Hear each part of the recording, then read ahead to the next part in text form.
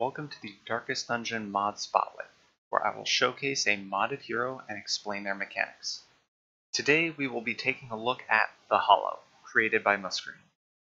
The Holo is a young woman possessed by a spirit.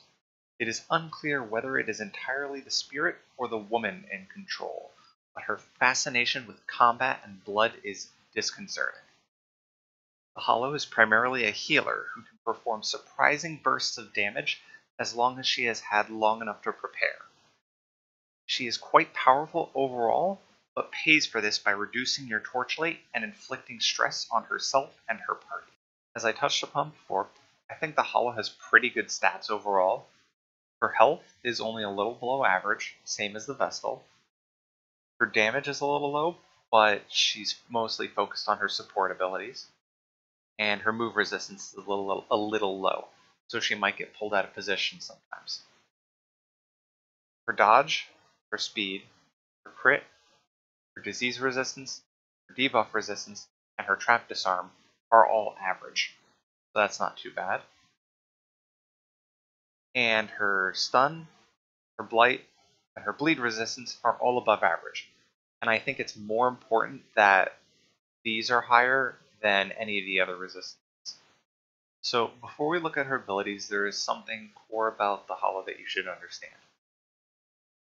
2 of her support abilities and 2 of her damage dealing abilities inflict stress on the Holo herself.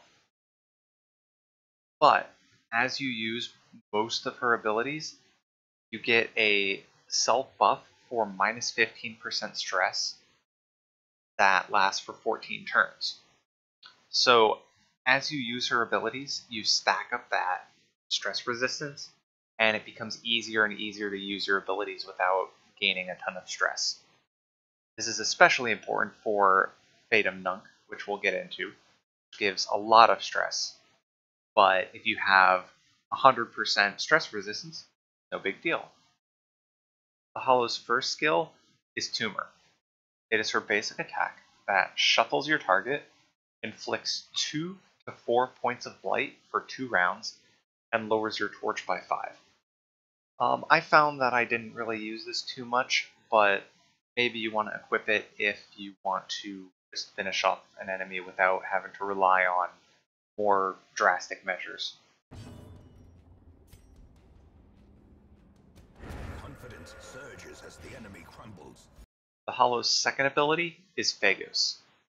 It reduces the stress of everyone in your party except the Holo by 8 to 10. It reduces your torch by 10. It gives the Holo 4 stress, and it gives you that self buff for minus 15% stress.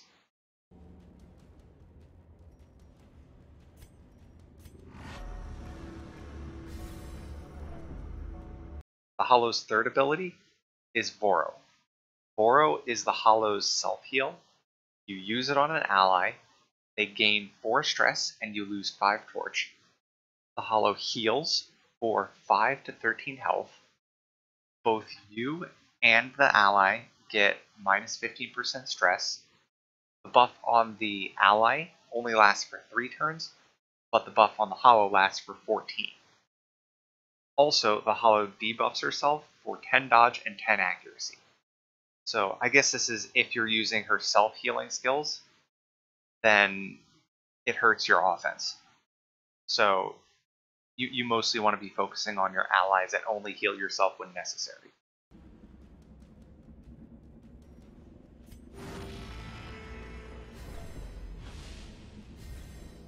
The Holo's fourth ability is Effluo. It is your basic heal and ally. It cannot be used on the Holo herself. It heals 6 to 8 health at rank 1, up to 10 to 18 health at max rank.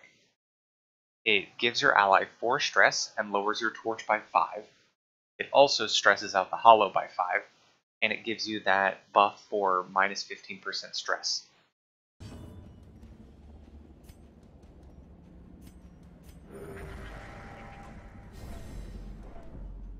The Holo's fifth ability is Depulsio.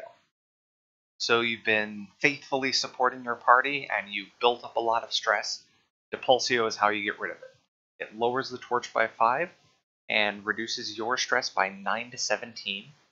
It gives you that stress reduction of 15%, and it debuffs you for 10 dodge and 10 accuracy. Pain the offensive.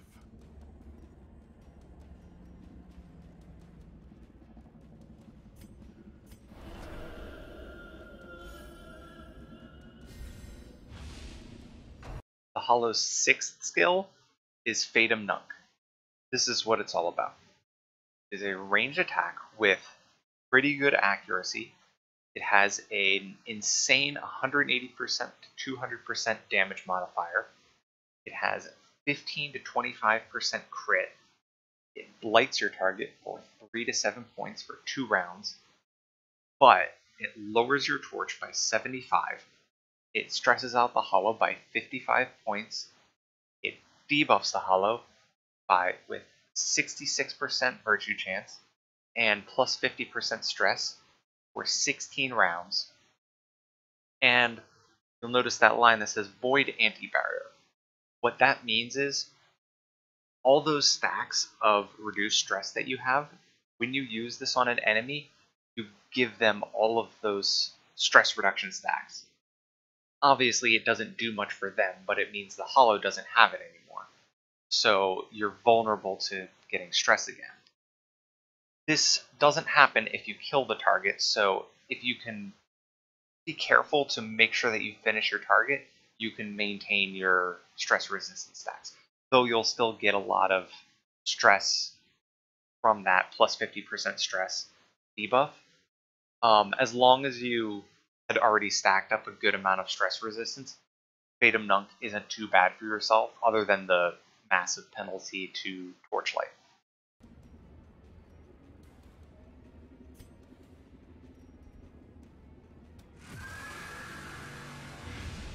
Darkness closes. The Holo's final ability is Epilim. It hits the front 3 targets of the enemy team, and it has a minus 65% damage modifier, and it deals 3 to 5 blight damage for 2 rounds. It reduces your torch by 10. It stresses out the Holo by 4 points. It debuffs all of your targets by 10 dodge and 10 accuracy. And of course, it still gives you that 15% stress reduction.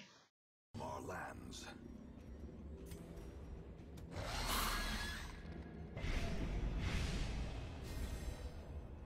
The Holo has some pretty interesting and risky camping skills. Her first one is Warrior. For 3 time points, you increase the amount of stress you get by 60%, but it immediately reduces your stress by 80. So if you built up a lot of stress, you could use Warrior to dump all of that, but you're probably going to want to use herbs to remove that debuff. Her next skill is Xito. For 2 time points, you reduce your torchlight by 60, but you heal the Holo by 75%. You may not always get good use out of that, but at least in my first run with the Holo, I had a very low health. I was in some pretty dire situations, and Xito helped me get out of that situation. Her third camping skill is Vacuum. For 3 time points, you can remove mortality debuffs from a target, but they get plus 60% stress for 4 battles. Again, if you're going to want to use something like that, you want herbs to be able to remove that debuff. And her last skill is just hilarious, I think. Futilis. For 1 time point, one companion has a 50% chance of minus 100 stress and a 50% chance of plus 100 stress. I think the ideal time to use this is when an ally is not yet afflicted, but they're above like 80 stress or so, because if they get 100 stress, then they'll stop at 100 and they'll have the affliction check. But if you succeed, then you remove a huge amount of stress. Now, as to which skills you should use, I think you have a lot of freedom with the Holo to just kind of pick and choose whatever you think you need at the time. I found myself switching skills a lot during the dungeon according to what I needed. Her core support is, of course, Phagos, Boro, Effluo, and Depulsio. But if you're at full health, you could drop Boro and take Epilim or Fadem Knock. If you're at low stress, you can get rid of Depulsio. If your allies are at full health, you can get rid of Effluo. So you can really just pick whatever you want, whatever you need at the time. My only use suggestion is don't use Phagos unless you already have some stress resistance, because that 4 stress you get is multiplied by the number of heroes who were hit by this. So you get a lot more stress than it says. So it's good to be working with Boro or Depulsio first to build up your stress resistance. So once you start clearing it off your party, you're not just piling it on the Holo instead. Some interesting pieces of information about the Holo. She is non-religious, so she can work with the Abomination. She benefits from the Athenaeum district, which gives Blight and debuff skill chance. And whenever you interact with Knowledge Curios, you reduce your stress. Additionally, the Holo has a unique virtue and a unique affliction. Her unique virtue is Mourning. It gives her 25 stun, blight, bleed, debuff, disease, and move resistance, but it reduces her damage by 100%. So at that point, she can only support her team. She can't really do any damage. She can still blight enemies, but I don't know if that's really a good idea unless you need it. But on the other hand, since she's virtuous, she can't really gain any stress. She can't have a heart attack or anything, so it can be useful. While she's mourning, she might stress heal, buff the party, or self-heal as random act-outs. Her unique affliction is Overwhelmed, as you see I have here. While she's overwhelmed, she loses 15% stun, blight, bleed, disease, debuff, and move resist, as well as 15% trap disarm and 5 accuracy. During battle, she has many of the usual bad act-outs that other afflictions have.